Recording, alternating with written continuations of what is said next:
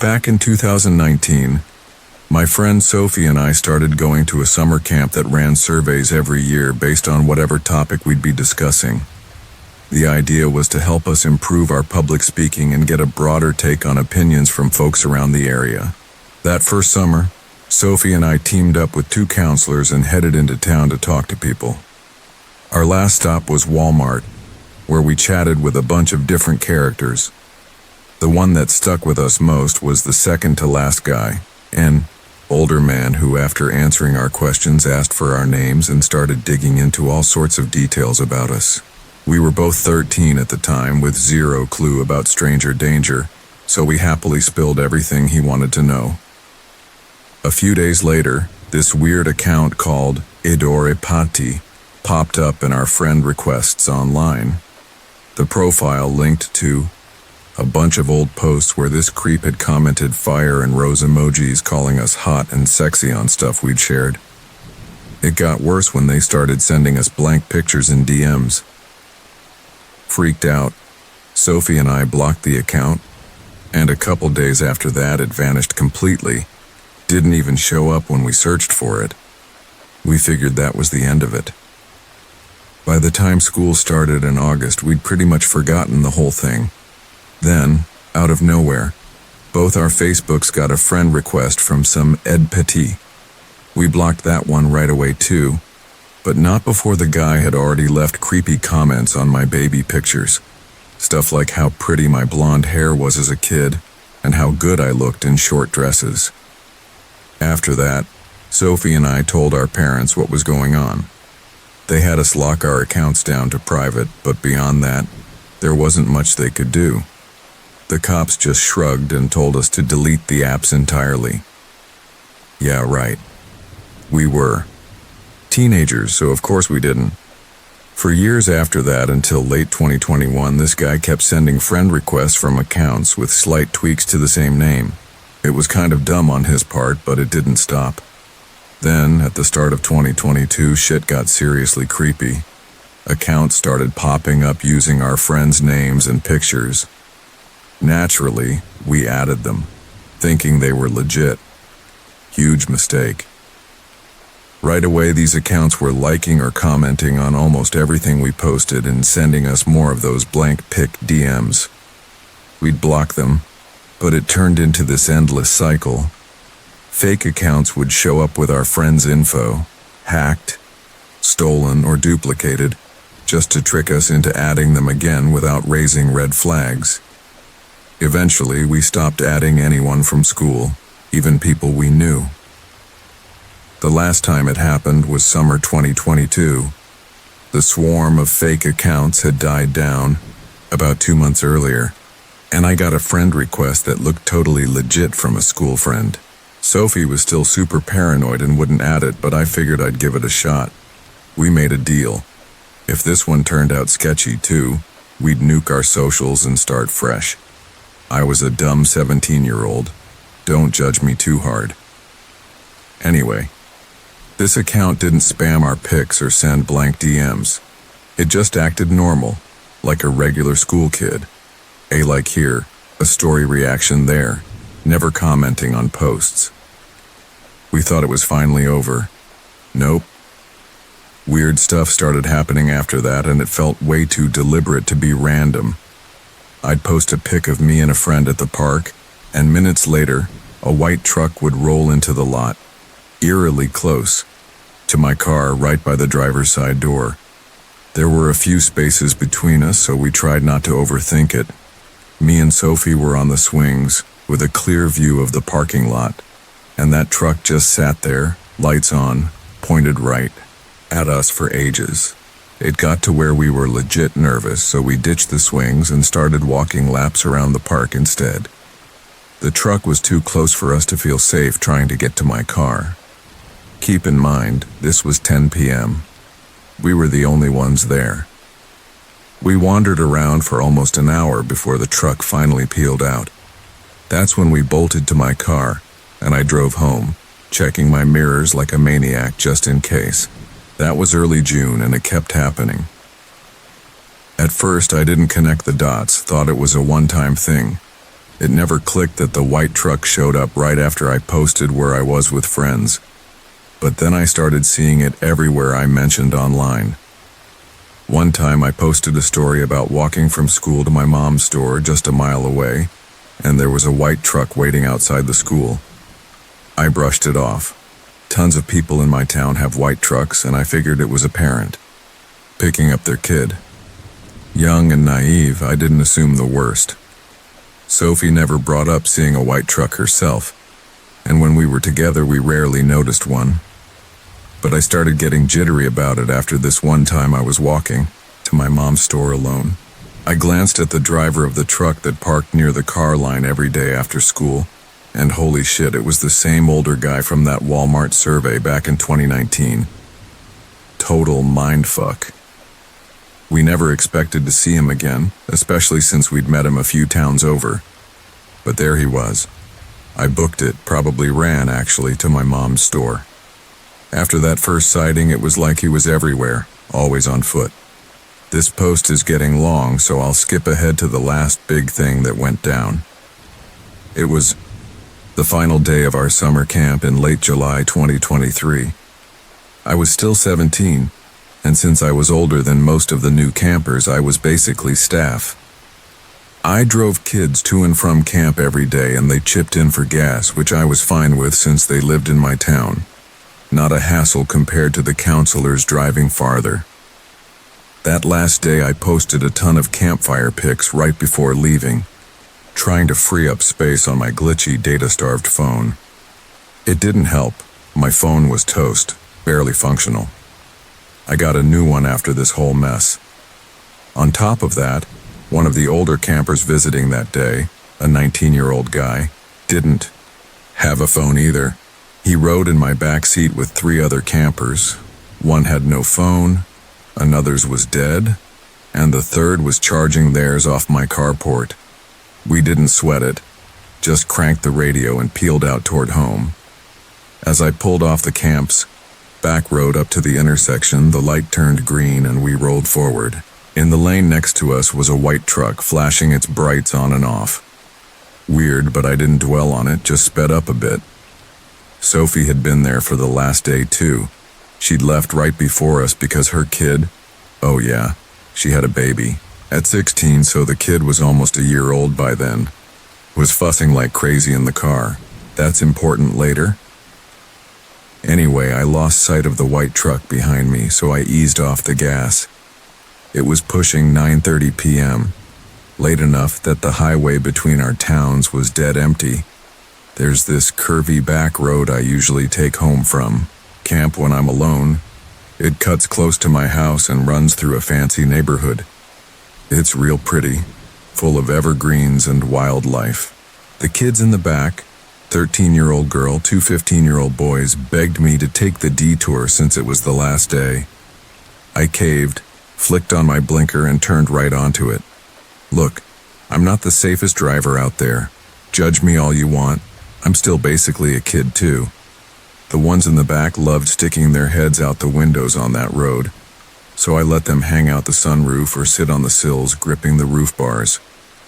I kept it slow, under 10 miles an hour, so they wouldn't get hurt. No one's ever on those back roads. Cops don't patrol there, and I was way under the speed limit, so I figured it was fine. They eventually talked me into swinging through the ritzy neighborhood with its cool fountains and covered bridges. One of the bridges had caved in, so we had to detour around this super narrow street next to a huge drainage ditch, like 15 or 20 feet deep. As we crawled along, a car pulled up behind us.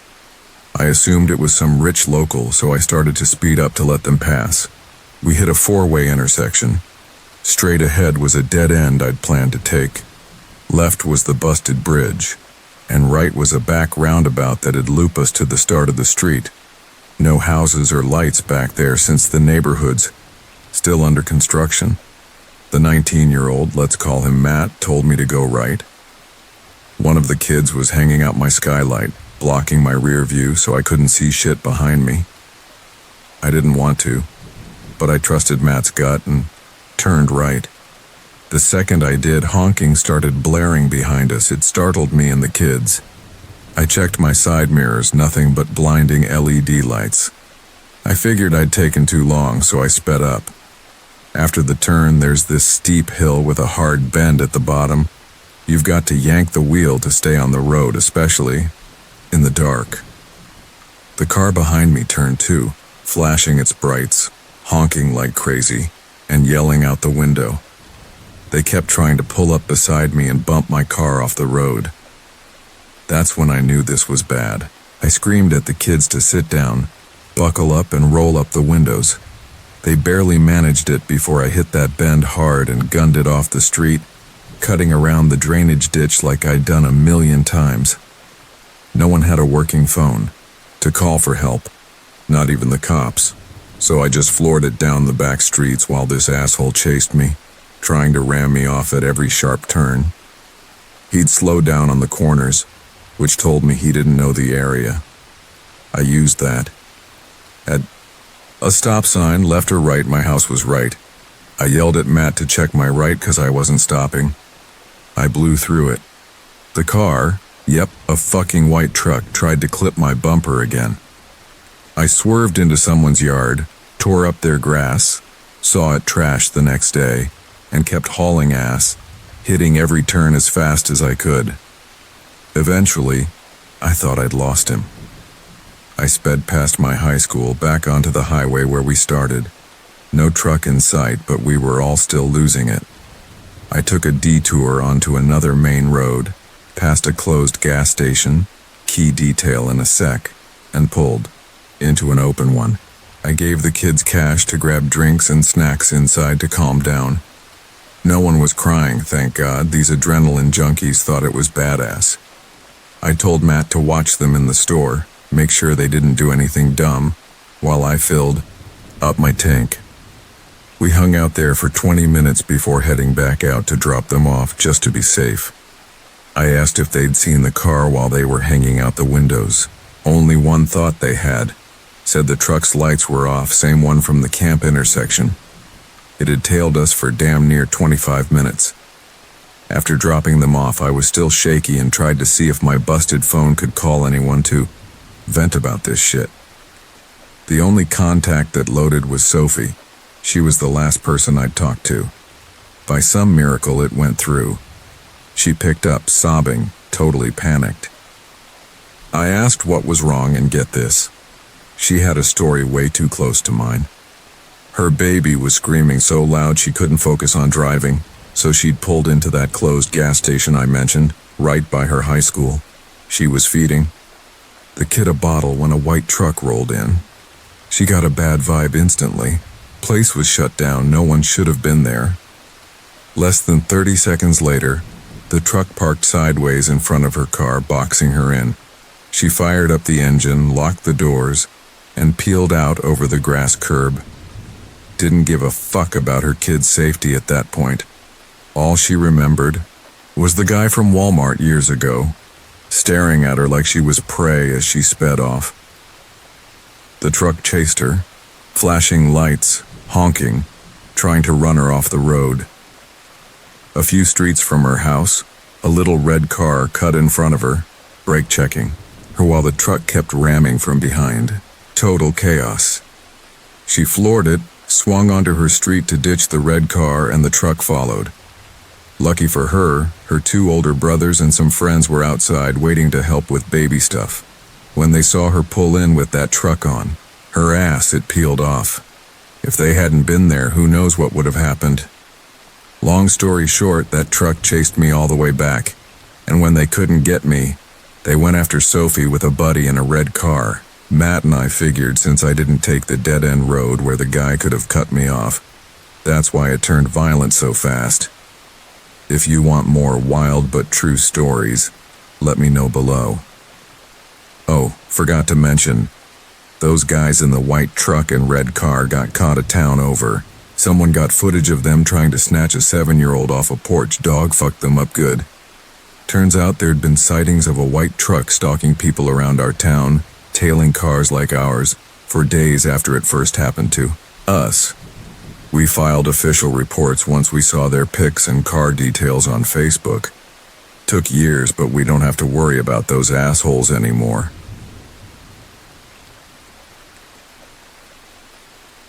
Last night, my wife, our 1-year-old daughter, and I were staying at the Element Hotel in Orlando on International Drive. Right around 11:05 p.m., we heard someone messing with our door, trying to get in. To give you the layout, there's a hallway leading to our room, and at the end of it there's another door you need a key card to get through before you even reach the 5 rooms in our section. We're in one of those. I heard that outer door open, and then bam, someone's fiddling with our doorknob. Lucky for us, I'd flipped the secondary lock, the kind you can only undo from the inside, so it wouldn't budge. I grabbed my gun, peeked through the peephole, and called out, "Can I help you?" The guy outside goes, "Maintenance," I said. "No thanks." And he bolted. Didn't even hesitate, just took off fast. I could tell he didn't try any other doors because a minute later, I cracked ours open, checked the hall, and he was gone. The weird part? He was wearing the hotel's uniform, but he had these black gloves on and nothing in his hands. No tools, no cart, nothing you'd expect for maintenance. My wife was freaking the fuck out by this point and called the front desk. They sounded totally thrown off, stammering some bullshit about how they test all the doors to check the keycard batteries. Okay, sure, but why the hell would you test them at 11 p.m., and why just ours? We called the cops next. The manager showed up at our door with one officer, and she fed us this line about how they have to test the doors before maintenance clocks out at 10 Salaund. So now I'm thinking, why the fuck was this guy still here an hour past that? The cop stepped inside, shut the door to talk to us privately, and sent the manager back downstairs, saying he'd grab her if he needed her. He asked what went down, and I laid it all out. He agreed it was shady as hell. Didn't sound right to him either, but said there wasn't much he could do without more to go on. His advice? Don't let it slide, call corporate, and keep pushing. He also mentioned the front desk lady kept changing her story about when the maintenance guys clocked out. Every time he asked, she gave him a different time. He checked how long we were staying. We told him we're out in the morning, and he said that was probably for the best.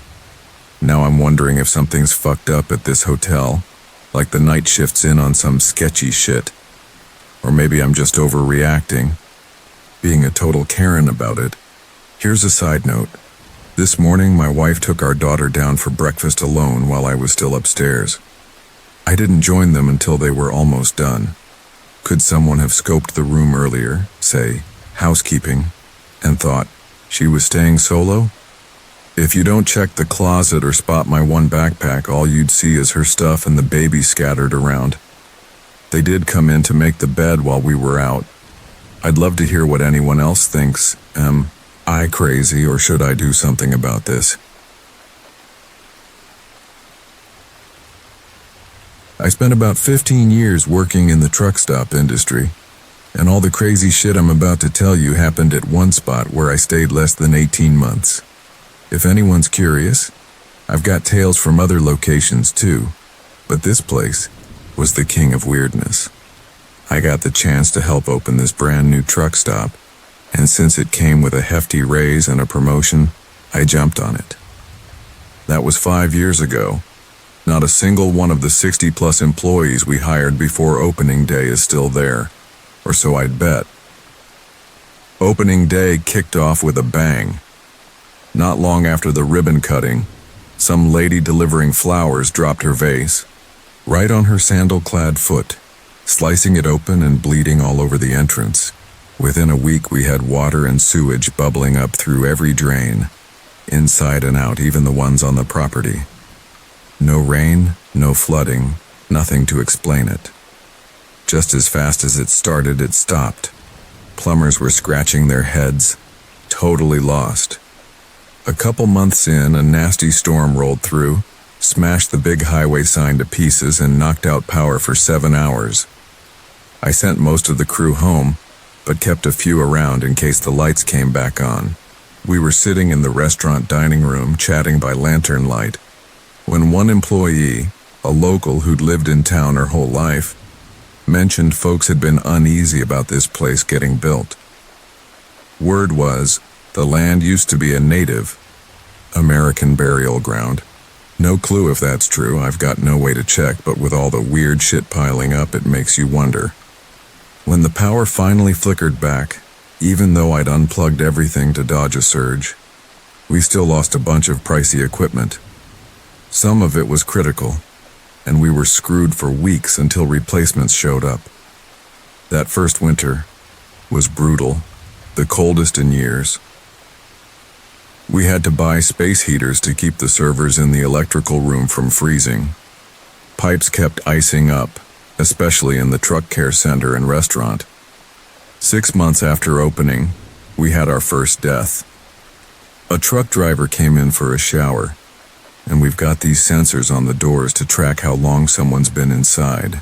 After a couple hours, an employee knocked. No answer. She unlocked it with the key, and there he was, sprawled on the floor, dead from a stroke. Guy had been hauling a semi just 30 minutes before stepping into that room. The employee who found him was wrecked. Company offered her support, but she didn't stick around much longer. A few weeks later, I saw some of the freakiest shit ever.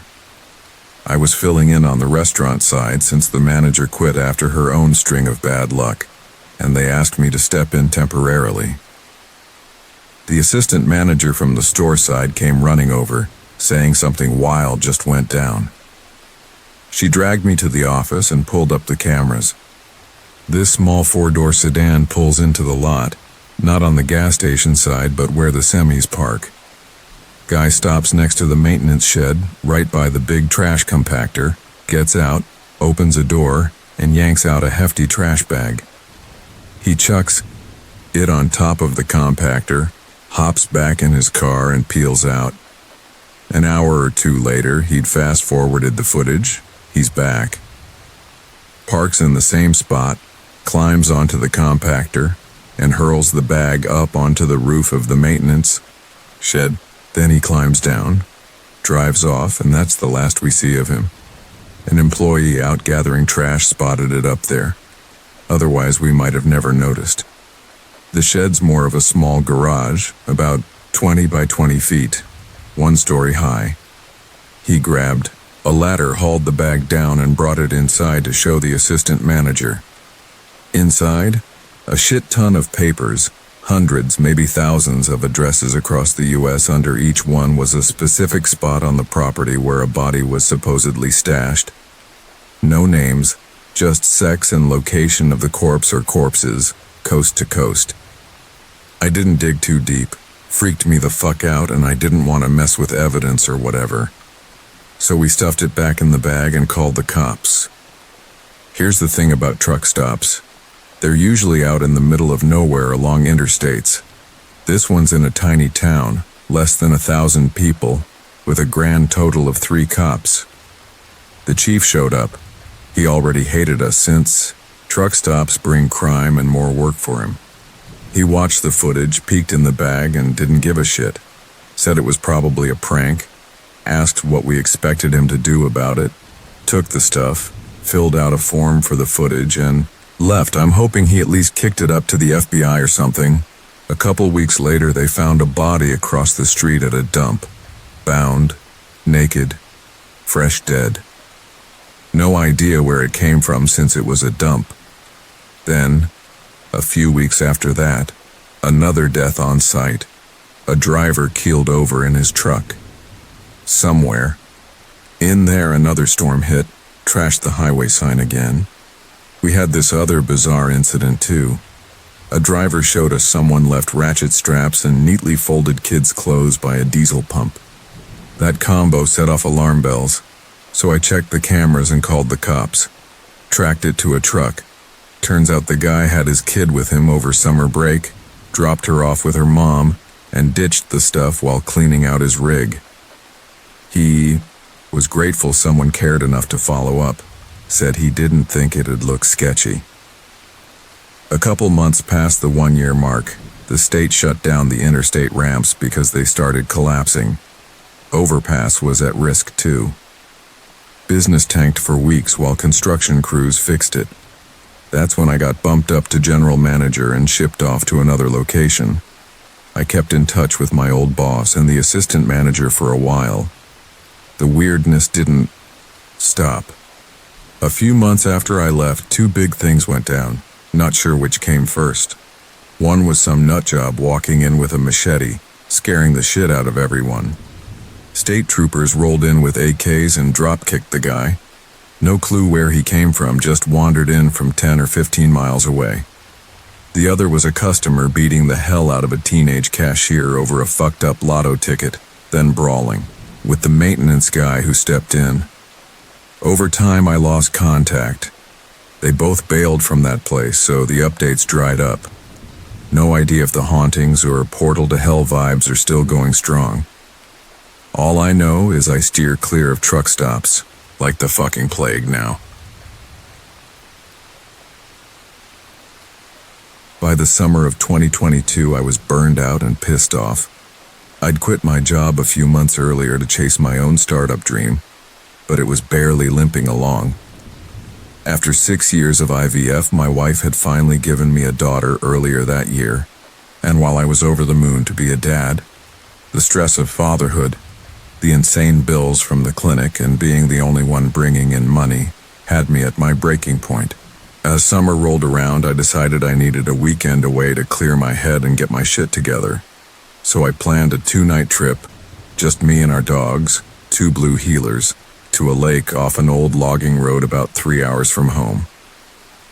It was one of my favorite spots, and I knew those woods like the back of my hand. I packed my gear, loaded the dogs into the car, and hit the road early Tuesday morning. When I got to the trailhead, the parking lot was empty. Middle of the week, perfect. I was stoked to have the place to myself. It's a single deer path up to a canyon, about 200 feet of elevation over 5 miles to reach the lake. Neither me nor the dogs ran into a soul the whole way up. We made it to the lake around midday, and I spent the afternoon fishing and gathering wood and water for the night. The lake was pristine, dead quiet. Not another person in sight. It was just me and the dogs, pure solitude. I found a flat spot on the east side of the lake where the brush was cleared out and set up camp about 30 yards from the trail. I'd have liked to push higher up the mountain, but it was early in the season, and past my spot the trail was still choked with snow. Even getting where I did meant slogging over some hard-packed drifts. Tough going, even for the dogs. The icy slush was a bitch to navigate, and after a few hundred yards of slipping and sliding, I called it quits and decided that was far enough. I pitched my tent, hung my pack on a tree limb, and grabbed my fishing pole to head back toward the water. I spent the evening catching fish and cooking them by the spillway. As the sun started dipping, the dogs and I stumbled back to camp, tripping over wet stumps and pushing through snow, totally wiped out and ready for a fire. But when I got back to the site, something was off. My pack, which I'd left hanging on a branch, was now sitting neatly on the other side of the clearing, about 20 feet from where I'd put it. Perched on top was this huge eagle. The hairs on my neck stood straight up. The dog started growling low, circling the spot, but there was no one around. Then I got closer to the tent and saw it. Someone had scratched a design into the dirt right outside the entrance with a stick. It looked like 2 U-shapes, one upside down, hooked to the other with a thin line, then tied to a bigger U-shape by another line. I'd call it a Native American petroglyph, like a bird or an eagle, perfectly even and fresh as hell. Someone had been there. Someone me and 2 damn suspicious dogs hadn't seen, heard, or smelled. No footprints in the snow or mud, nothing.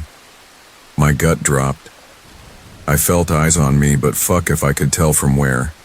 I threw together a massive campfire quick, watching the last sunlight sink below the ridge with this sinking dread. That night was a goddamn nightmare. I dragged the dogs into the tent with me, clutching my knife and flashlight, praying whatever was out there would fuck off. It didn't. I kept waking up to all sorts of noises, yells, shrieks, branches snapping. The dogs would perk up, growl, and bark until I unzipped the tent screen and shone the light into the woods. At one point, I just dozed off when their growling jolted me awake. Thinking I might have to stab something, I slowly unzipped the tent and leaned out with my flashlight. Took a deep breath, clicked it on, and there, 3 feet away, was a doe with her calf. I swept the beam around. A whole damn herd was in the clearing. The dogs lost their shit, spooking the deer, and they bolted, crashing through the trees, as dozens of them took off. As it faded, I heard this deep laugh, a man's voice, turn into crying, then sobbing, then this loud-ass growl, way bigger than my dogs or even a bear could pull off. I held them tight, didn't sleep a wink after that. As soon as the sun peeked into the valley, I packed up and got the hell out of there. I've never been that terrified in my life. Anyone else ever deal with something like this? It's been 2 years, and I still can't make sense of it. I need answers.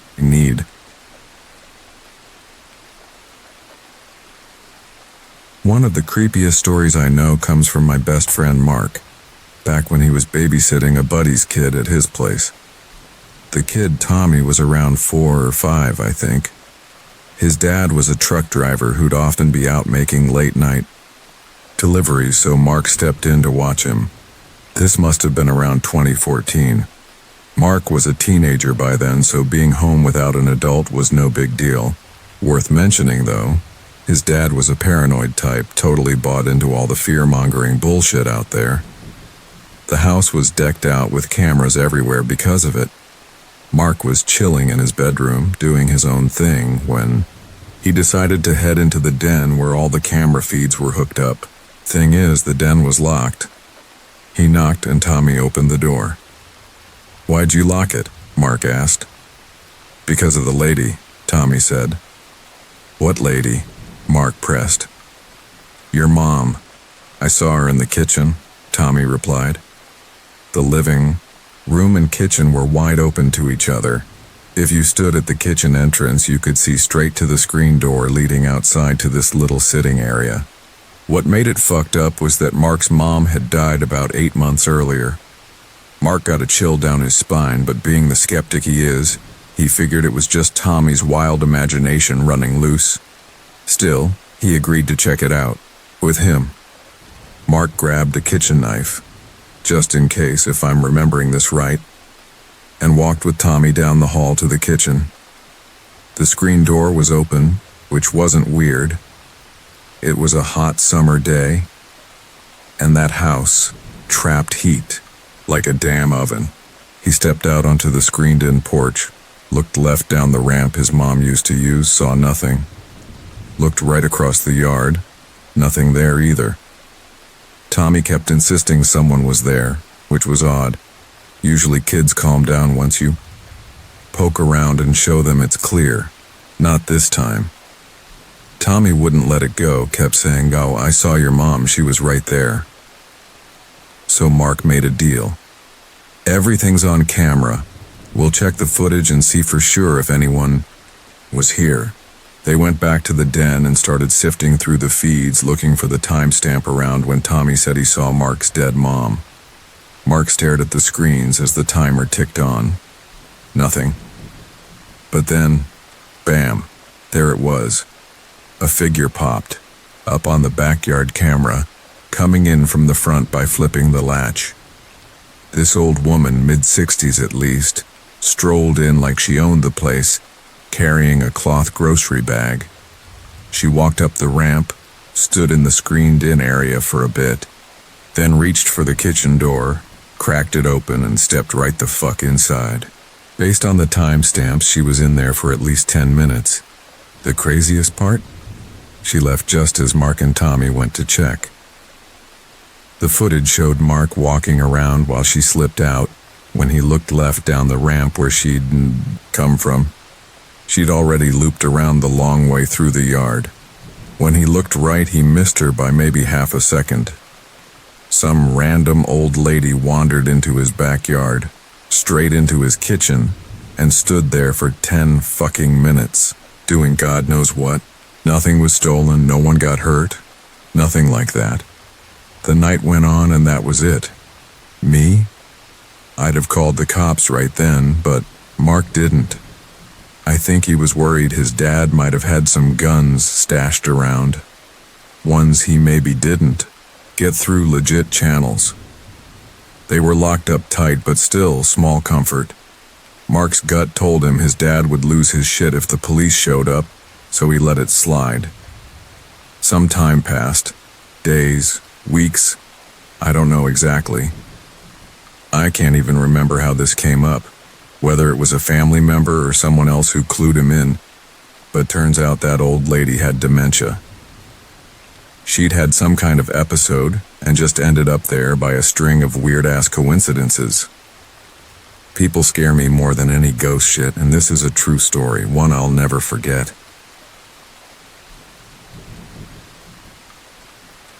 This is a true story from something I went through over a decade ago, back when I was a kid. My dad had bought this cozy little house on the edge of a small town, with a big backyard that stretched out toward marshes and old, unused farmland. The only ways into that yard were through the house or across those wide-open fields, which is key to what happened. My bedroom at my dad's place was at the back, facing that huge yard. One night sticks with me clear as day, even 10 or 12 years later. I was sitting in my room messing around with digital art on my computer, something I loved doing as a teenager. I had my headphones on, blasting music, and I was facing kinda sideways from the big window, the largest one in the house. I'd pulled the blackout blinds down tight, but I'd guess from outside you could still see slivers of light sneaking out around the edges. It was just me in there. The rest of the house was dark. I think it was between 2:30 and 3 a.m., and I was totally zoned out minding my own business when, bam, this massive thud hit my window. It was a dull, heavy slam, and I thought I heard a shout mixed in with it. My dad was passed out in the room next door, but somehow he didn't stir. Still amazes me to this day. I froze. No fucking clue what I'd just heard, until it happened. Again. This time I knew it was real. Someone was outside my window in the backyard. They had no damn reason to be there. I was too freaked out to yank the blinds up and look. Instead, I just sat there, staring at the window, eyes locked on it, not daring to blink. I'm damn glad I trusted my gut that night. Something told me to grab a flashlight and check the front door. That old house had a weird setup. You had to step outside into this attached barn area to get to the main entrance. I crept out, shone my light through the frosted glass on the door, privacy film and all, and barely got the beam up 3 or 4 inches before I caught it. The edge of a coat right there on the other side. Panic hit me like a fucking truck. When I realized the door wasn't locked, hadn't been all night. I slammed the lock shut, bolted back inside, and grabbed the first thing I could find, a bread knife. Not the smartest weapon, but when your adrenaline's pumping and your brain's screaming, you don't think straight. I tried waking my dad, shaking him like crazy, but he was out cold, snoring like a drunk sailor. We never figured out who was out there. Never saw them again after that. Had I not locked that door, prank or not, I don't even want to think about what could have gone down. I've seen some wild shit in my life, but people will always scare the hell out of me more than anything else. This story isn't mine. It's my uncle's. Forgive any weird formatting, I'm typing this on my phone. I've been itching to share it for a while, but haven't found the perfect spot for it. If there's a better place to post this, let me know. I believe it's true, though there's plenty of room to wonder. First, some background. My Uncle Mike has been a marine biologist for over 50 years. He's in his late 60s now and spent the last 25 years teaching at a university. Before that, he was a researcher, mostly focused on the North and Mid-Atlantic Ocean. Growing up, every time he'd visit us in Cape Cod, Massachusetts, he'd spin these incredible tales about his deep-sea expeditions. They were always fascinating, full of awe. But this one? It's the only story that's got me questioning what the hell's really down there in the ocean depths. It starts with Uncle Mike gearing up for a trip to the Mid-Atlantic Ridge. The research vessel was a decent-sized ship, about 80 meters long, equipped with a crane, crewed by maybe 20 guys, and carrying 15 marine biologists with different specialties. It was early summer in the 90s. No exact date, but Mike was around 30. He said it was a damn near perfect day to load up. The ocean was calm, the weather was gorgeous. They were set to be out at sea for a month and a half, and all the forecasts looked good. Once the ship was packed, they set off. Took them about a week to reach the ridge. The main goal was to scope out and maybe identify new sea life in the area, plus study how known species lived down there. They didn't have subs, so their plan was pretty clever. They'd hook cow carcasses to the crane, lower them near the ocean floor, and attach cameras and lights a few feet away to catch whatever came to eat. Uncle Mike said they had about 10 carcasses. They'd start up north, drop one in for a few days, then move south along the ridge, repeating the process. When the carcasses were down, the ship would kill its engines and just drift. If they floated off course, they'd fire up and creep back into position. It was a low-budget gig, so the cameras didn't stream live. You had to pull them up and comb through 48 hours of footage after each drop. They'd been at it for about a week without any big finds, but they'd snagged some solid footage of rare sea critters chowing down on the cows. Uncle Mike said everything was smooth sailing, calm, seas, good vibes on board. They were on their 5th carcass. It was around 5 p.m. when they hooked it up and lowered it in. This part of the ridge was about 3,500 meters deep, pushing the limit of their cable. For this trip, 2 biologists had to stay up monitoring the crane and the ship's position, relative to the ridge. Mike and another guy drew the short straw and got stuck with the overnight shift, swapping out around 9 a.m. He said it was a boring-ass night, just him and the other biologist shooting the shit, tossing around theories. Around 7 a.m., just as the sun was coming up, it was dead calm. Almost too calm, Mike said. They hadn't drifted off course all night. The ocean was like a fucking mirror. The crew was starting to wake up, but what happened next hit everyone, like a goddamn freight train. The crane was angled off the right side of the ship. All of a sudden, the whole 80-meter vessel started listing hard to starboard. Fast. It felt like something grabbed the hook and yanked it deeper. Mike said the panic was unreal. He thought the ship was about to flip. They blared the emergency alarm to wake the crew. Once they got their bearings after the initial shock, Mike told the other biologist to start reeling in the crane. With that much cable, it'd take about 20 minutes to haul it up. The guy started cranking, but the winch was straining and the ship kept tilting more. Water damn near spilling over the edge. Then, just as it looked like they were fucked, the ship slammed back upright. Mike went flying into some containers. A bunch of the crew got banged up, but nothing life-threatening. Over the next 20 minutes, as the crane kept reeling in, they checked injuries and damage. Mike was fine, just bruised. He said those 20 minutes waiting for the line to come up were the longest of his life. Everyone was in total shock. When the crane finally surfaced, the cow carcass was gone, completely. The big metal hook was bent a little and a couple cameras were missing, but not all of them. The carcass being totally wiped out was nuts. Every other time there'd been something left. The captain called it quits right then, over the protests of Mike and the other biologists who wanted to figure out what the hell happened.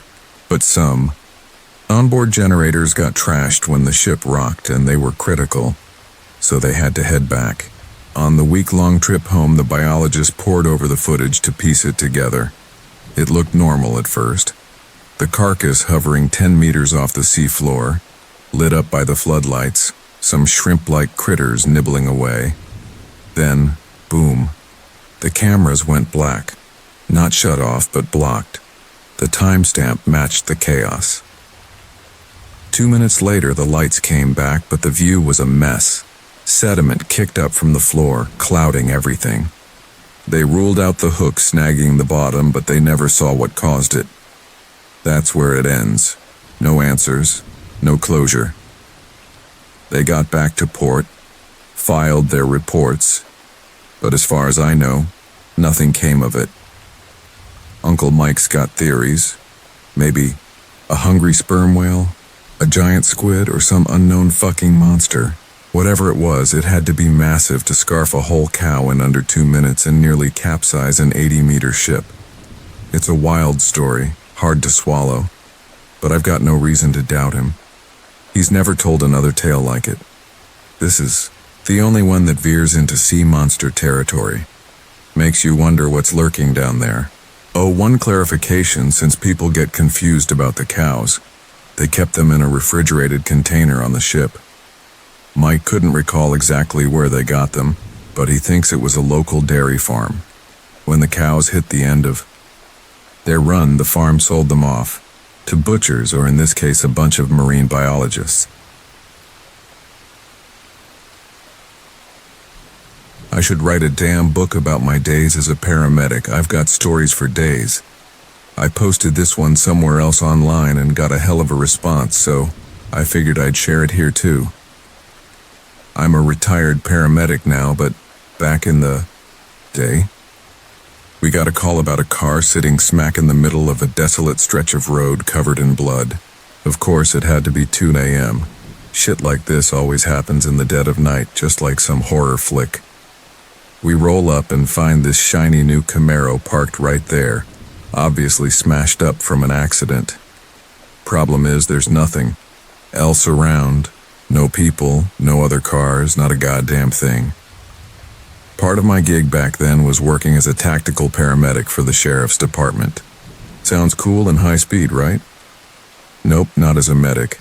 I got paid to sit around waiting for shit to hit the fan, stuck in the back with the gear. Anyway, my paramedic partner and I both had pistols in the ambulance. Standard issue. As we start walking toward the Camaro, my partner's shining his light around when he suddenly whispers, all low and urgent, "Back, back, back, now, now, now." I swing my light into the car and fuck me. There's intestines wrapped around the gear shifter and a lung just chilling in the back seat. We both lose our shit a little, call dispatch to fill them in, and start backing off to wait for the cops. We're about to get the hell out of there when we spot this figure stumbling down the road toward us. As he gets closer, we see he's drenched in blood and gore. We throw on our tactical vests and helmets, grab our pistols, and I'm on the radio sounding like a scared kid from Home Alone, yelling at dispatch. We start screaming at him to get on the ground, and he does, thank God. Once everyone's heart rate drops below 200, we talk to him and piece it together. This guy had just bought the Camaro, took it out to this empty stretch to open it up, see what it could do. He said 1 minute he's shifting gears, the next thing he knows, the car's spinning all over the road. His mouth's full of blood, and it's like a fucking bomb went off. I start checking him for injuries, can't find anything major, and ask about the passenger in his car. He goes, "What passenger?" My partner's like, "Dude, there's a lung in your back seat." Guy's brain just shuts down, can't process it, can't say a word. I figure he's hurt bad, so we load him into the ambulance. Cops are 5 minutes out, and we might have another victim out there, so I've got to go look, alone. I walk back to the crash scene, shine my light. In the car again. Sure enough, intestines on the gear shifter, lung in the back, bits of what looks like liver scattered around. It's like a goddamn grenade exploded in there. I circle to the other side and spot a faint blood smear on the road. Keep walking, see something farther ahead, and follow it. I'm freaking out, expecting to stumble on a mangled body any second, heart pounding, scared shitless. Then I get to it. This dude had hit a deer. Here's what happened. He's flying down the road. State police later clocked him at over 100 miles an hour when a deer leaps out and slams into the top corner of his windshield right where its gut was. The glass shatters and the crash creates this insane vacuum that sucks damn near all the deer's organs out, blasting them into the car and all over him. I had the fire department hose him down, wrapped him in blankets, and hauled him to the hospital. For years after, my lovely 911 dispatchers would play that radio call, me sounding like a total pussy for anyone who'd listen. Good times.